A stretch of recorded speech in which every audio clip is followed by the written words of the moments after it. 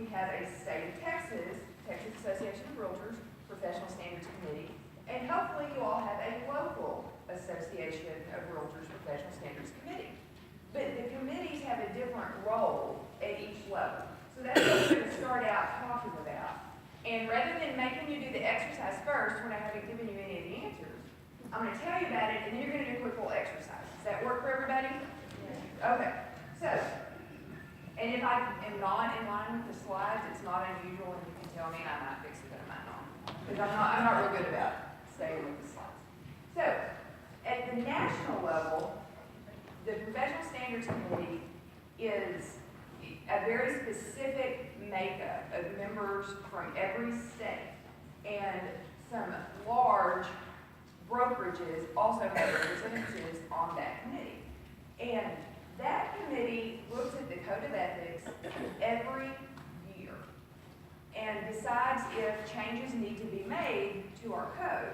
Because our code is over 100 years old now, but it is a living, breathing document.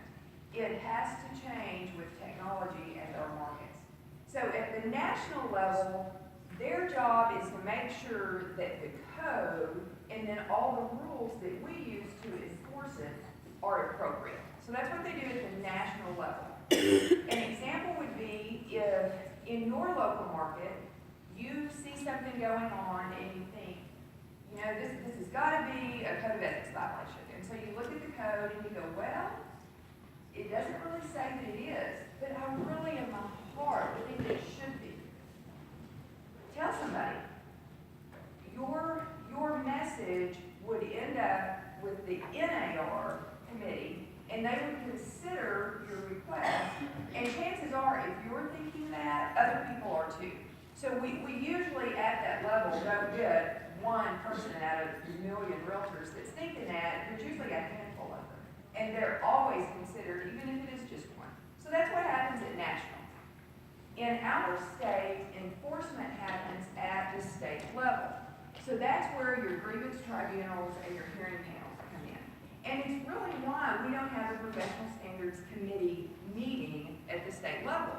Because we work as much or more than all those other committees, we just don't have to meet to do it, right?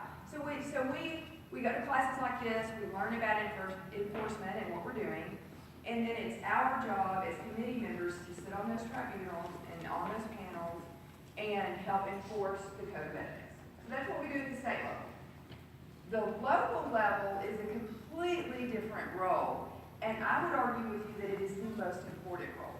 Because at the local level, your professional standards committee is the local ambassador for the Code of Ethics.